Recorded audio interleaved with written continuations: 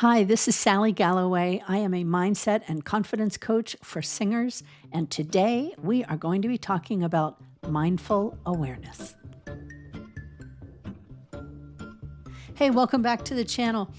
Today we're going to talk about something that it has very small syllables, but it is a very large concept, and some people have a really difficult time grasping the components of mindful awareness. So I'm going to break it down for you into a few steps according to its definition, and we're going to do some things together that I think and hope are really going to be useful for you today.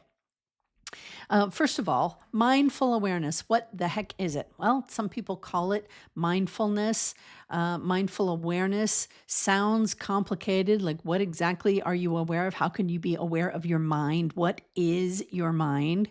Is your mind the same as your brain? I'm noticing the computer laptop in my picture frame here, and I just want to let you know I see it. So if that's distracting to you, just use mindful awareness to be aware of it, and you don't have to do anything about it.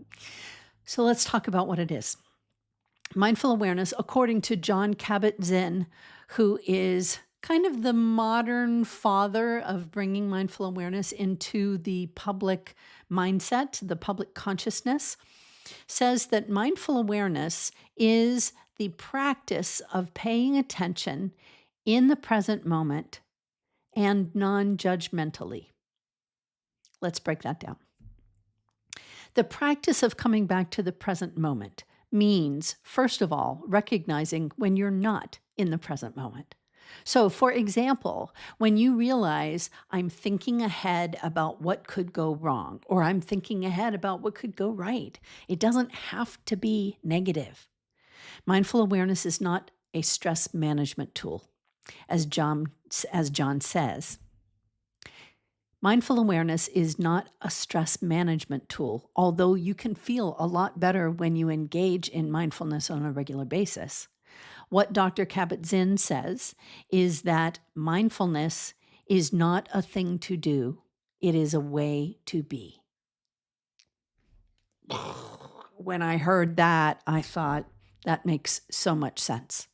And for many busy people who think that mindful awareness is the same as meditation and that you have to carve out time or add something to your busy list of things to do, you do not. You can simply shift the way you pay attention to what you are doing in this moment. As he says, when you're folding the laundry, fold the laundry. Be present to what you're doing. How does this apply to us as singers? I'm going to get to that. Let's break down the definition even further. Coming back to the present moment refers to you're not there in the first place. So noticing, oh yeah, I'm not paying attention to what's here, what's right now, which brings you back. That's it. That's success. That means you have recognized, oh wait, I'm not in the present moment. What does that mean? It means that you are aware of what's happening in your thoughts, what's happening maybe the way you feel emotionally. You could be aware of physical sensations that are happening in your body. You could be aware of what you can notice with your five senses. You can be aware of how your body changes when you breathe. You can be aware of what's happening in your environment and paying extra special attention to that, noticing, choosing to put your attention to what's in your environment and perhaps what's happening in your internal environment. That's what it means to be in the present moment. And then to notice and name, meaning you put a label on what you notice. Not a label as in right, wrong, or good, bad, or better or worse, or my way versus your way. That's the non-judgmental part. We're going to get there. It means labeling what you notice in a way that you can put meaning to something. Noticing your thoughts is like watching your life unfold on a movie screen, as if you were the observer of your own experience. So imagine in this moment, as you are watching this video, that there is a little part of your brain that is narrating that says, hey, you're watching a video. That little thinker of the thought is that part of your brain that is aware of what is happening in this moment. And so that part of your brain, you can engage as the narrator of your experiences in life. Let's do what I call a major triad. A major triad means you are going to pay attention to and name the thoughts you're having, the feelings you're aware of, and what you're doing. I'm going to walk you through this. The thoughts you're having could be something like, I'm watching this video. It sure is a nice day.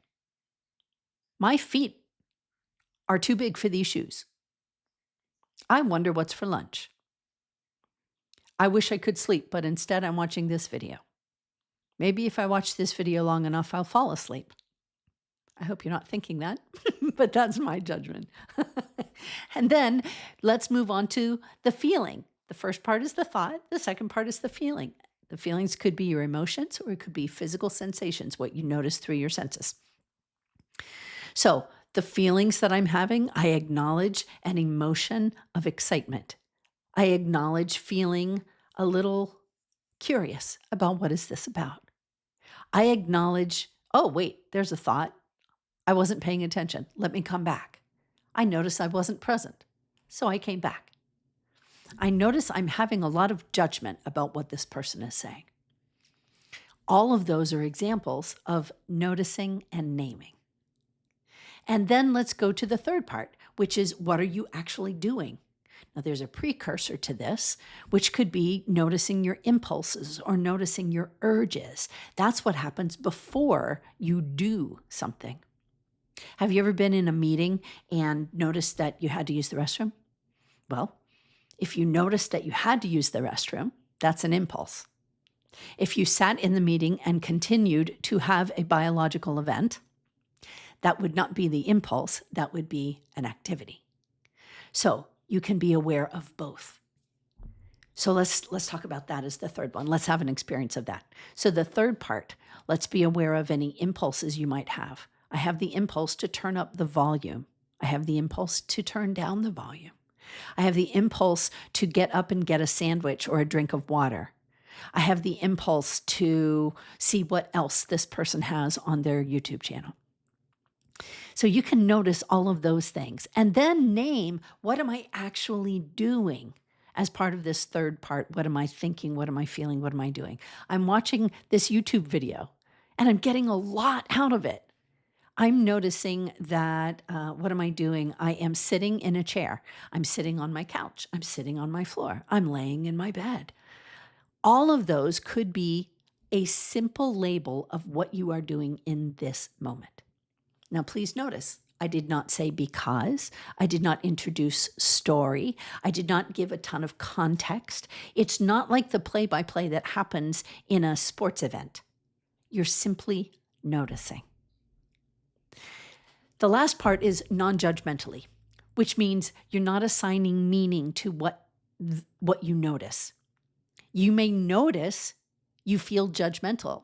You may notice you're assigning a lot of meanings to things, but there's only one thing that your body, mind, subconscious says in response to all that noticing. Okay, you're just taking inventory. You're just collecting data. So a thought runs through your head. Okay. A feeling you become aware of in your body. Okay. A physical sensation you become aware of through tuning into your senses. Okay.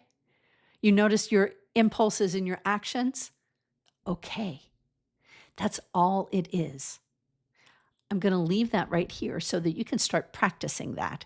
And if you have any questions about how this applies to you, or if you start doing it and you realize your mind is all over the place and you can't stay focused, just know that you are really normal, and that is the natural state of our brains.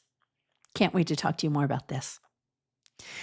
Please put any comments in the comments below. Remember to subscribe to this channel so that you can get to the answer to the question, well, what if my mind is going all over the place and I can't focus? It's a great question. Stay tuned.